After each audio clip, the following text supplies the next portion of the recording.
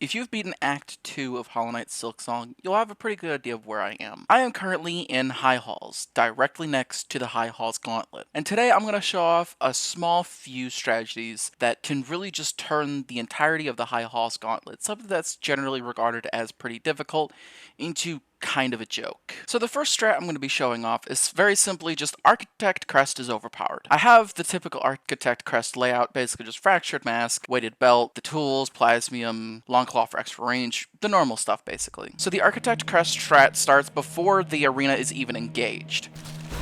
So the absolute first and foremost thing you should always do is the Plasmium Overdose. It's very simple, it's very easy with Architect Crest, and from here, it just goes downhill. At this point, you don't really even need to worry about any enemies. Just run around with the Architect Crest, using tacks when you can, using Cogflies whenever you want, basically. And simply just steamroll this entire thing. Because at this point, nothing is going to kill you. The only way something is ever going to kill you with the Architect Crest is if you are genuinely bad at the game or it's Lost Lace. It's very easy, it's very simple, and it's probably the easiest setup to do in the game.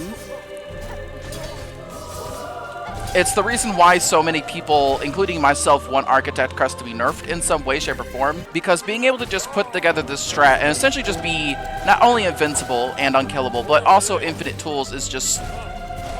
I'm unsure why Team Cherry even put this together in the first place. Perhaps the Architect Crest being as strong as it is was a leftover development thing, but even then, I doubt that, honestly. Because this is it's just too strong.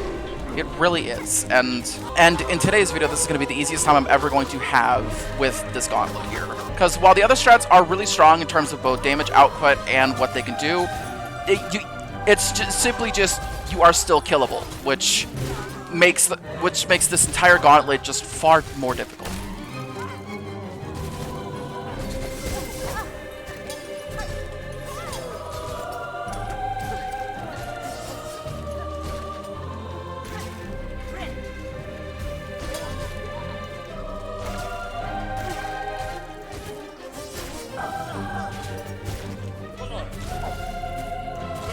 I mean, like, outside of one moment, I have not had any issues with being close to death or being right about to die at any point. And that's just the saddest part about this.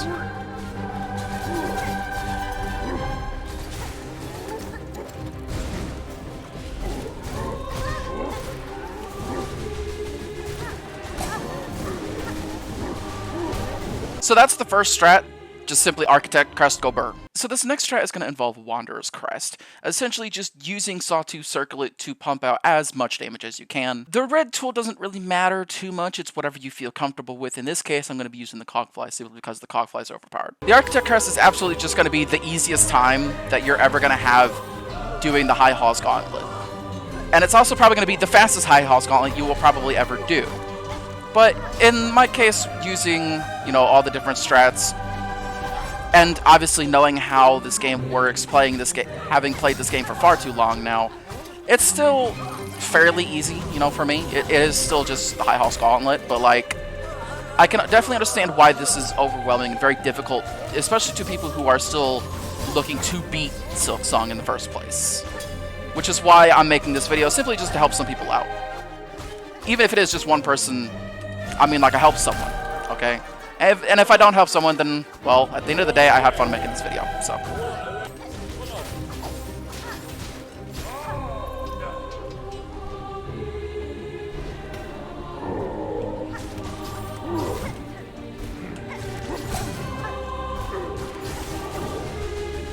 And if you haven't seen my video on how to use the Bug Blender properly, then you should probably look at that, because if you haven't seen that video and you're wondering just like, how the hell is he doing this? It's the Bug Blender. It's very easy to do. It's very simple to pull off. And I do recommend you at least have a look at it.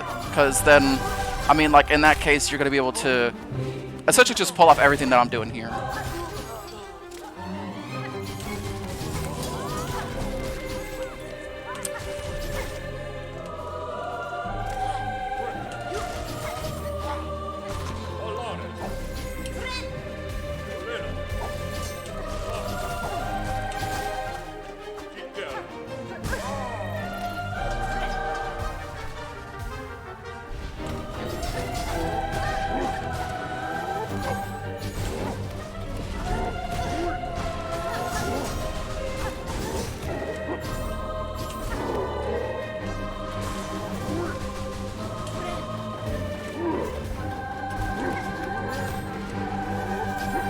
Come on. Come on, big boys. Die for me. There we go. There's one. That's generally the strat for the Wanderer's Crest. I'm going to switch over to something different now. Our next crest involves the Beast Crest. You know, the thing that has possibly the worst Pogo in the game. Yeah, we're going to be using that. If you're not using Beast Crest for massive gauntlets just to tear enemies apart, then you're probably using Beast Crest wrong. In order to reinforce this, we have the Flea Brew, we have Cog Flies, obviously, you know, in case we want to pull them out. But then we have the Injector Band to make the bind much faster, so we can just essentially be in rage mode almost the entire time. So, the Beast Crest is essentially just, I'm going to be in your face the entire time, and you're gonna enjoy it whether you want to or not. That's essentially all Beast Crest really is. And get these bastards off of me. Okay.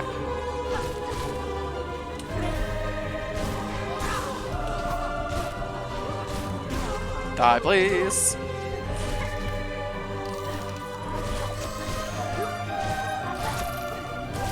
And I will admit, using the Beast Crest is very difficult. You do have to have some understanding of how the enemies move, how the enemies work.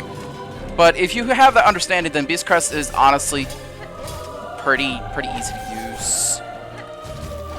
And you might be wondering why I'm doing this with the Claw Maidens as well. Simply because I want to, really. I want to see what the gauntlet is like with the Claw Maidens.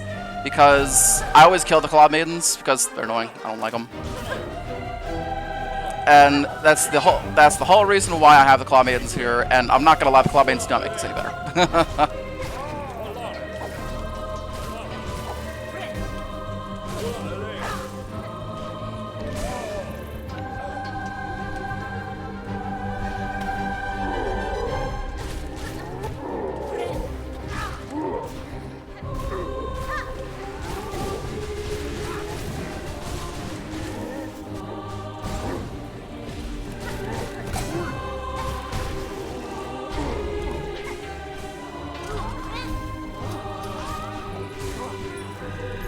Please.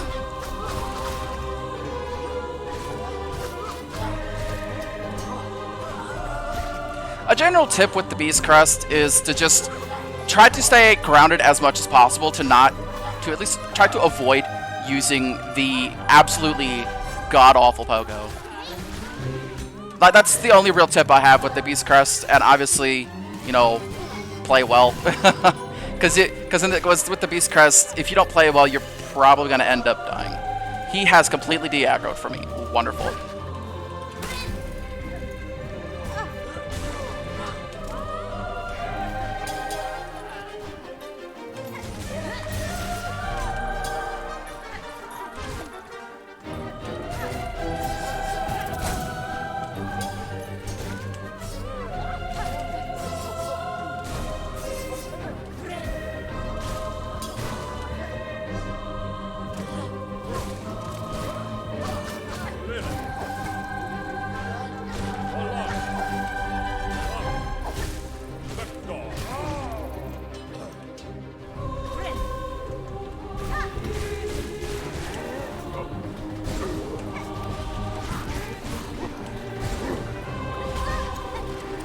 By this point, at least with most of the other crests, just pop out the Cog Flies, especially if it's with the crest that you're not too particular with, like me. Again, I don't use Beast Crest very much, simply because it's not really my kind of playstyle. But using the Cog Flies is really good to just deal with one of the big guys immediately, and then from there you can just kill the other one, because them by themselves is pretty easy. Our next crest involves the Witch Crest, also known as the strat of I'm going to go boom. The Witch Crest has this thing of it lashes out when you bind to not only deal some good damage, but also to get your health back. So what we're going to do is we're going to be abusing that particular point of the Witch Crest to high hell. Starting out using this strat is actually going to be a little difficult, because, you know, you have to get your Silk up, but once you actually do get your Silk up, then it's actually going to be fairly standard, if that makes sense. How did you hit me, dude? But here we go. Now that we have our Silk up, right, we're going to clear out this wave, get as much Silk as we can. And then, you know what we're going to do? We're going to draw these two guys together, and then, yeah. And even better, it also has a Really, bro? Why did you do that attack of all things?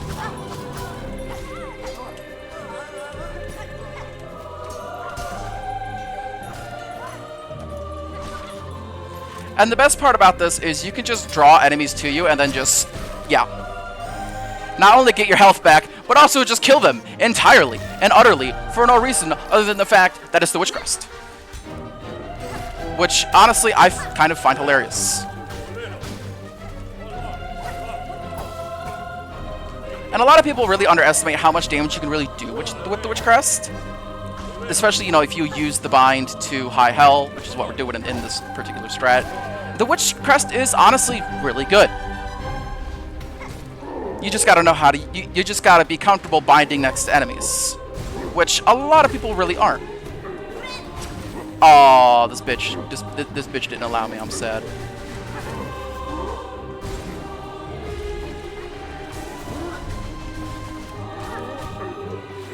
Can you come here and stop backing the hell off?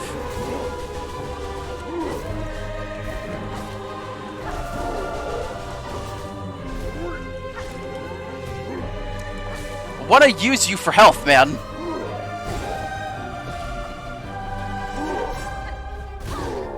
Oh my god. And of course I couldn't use that big guy for health. That's alright, we can use these guys. Was you? It's honestly, the Witch Crest with the whole big boom strat is honestly kind of a spectacle, honestly. It is, and the times that I do use the big boom strat is actually pretty fun. You know, I like being able to just boom, boom, boom, boom, kill one enemy entirely and get all my health back. It is kind of hilarious, I'm not gonna lie.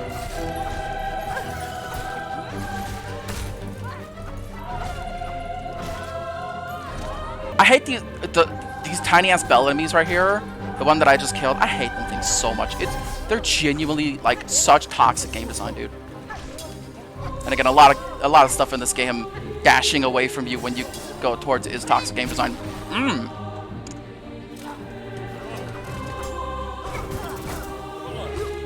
Does the Fleabur give you brief iframes? What?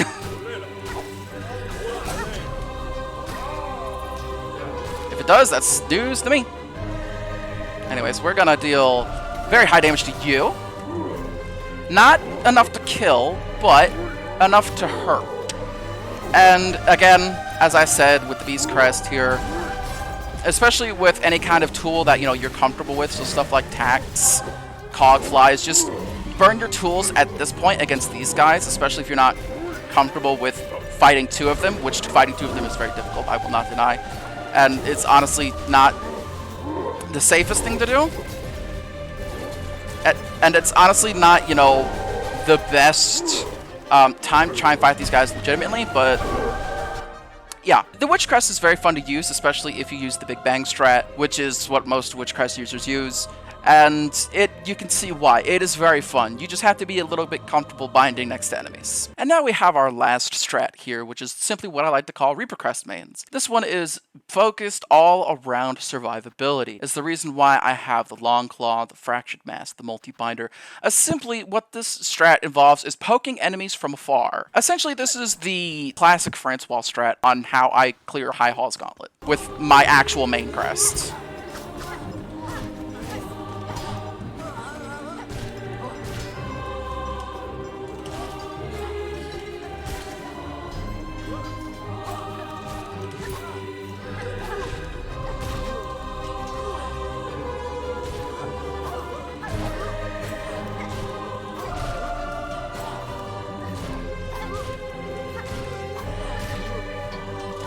This is also the strat I like to call, I'm gonna pogo on you, you're gonna like it.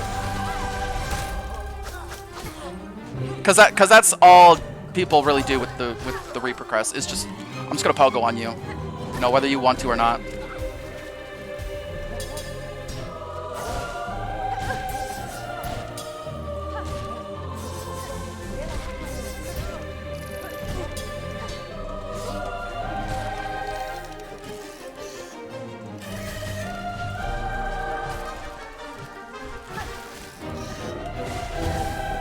Bro, why does that explode?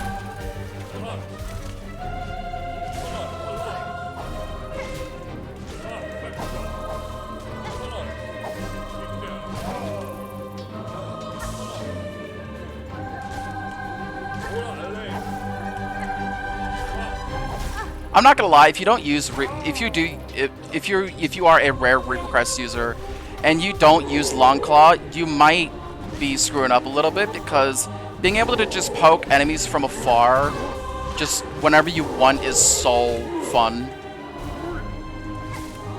And it also allows you to collect the little silk balls, whatever the hell you call them, more.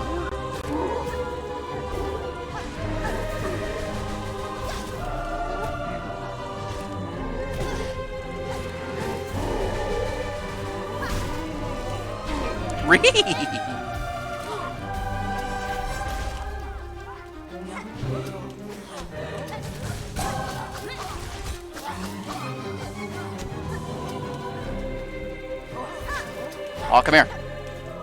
Come here, dudes. Oh, ho, ho, ho. Come on. Oh, you're... Man, I want to use Delver's Drill. Let me use Delver's Drill, goddammit. That's fun.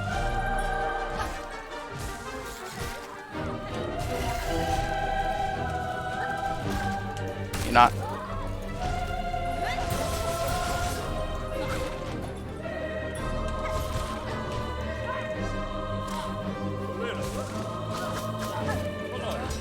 Again, I'm just... At this point, this is just me clearing high halls just for the hell of it, really. And this is also me wanting to hopefully help at least like 1 or 2 people.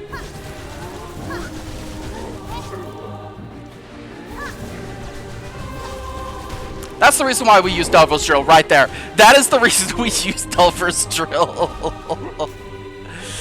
3 Delver's Drills kills these big guys easily. Especially if they're just going to sit there and use the same attack over and over again. I did not know you could poke with that.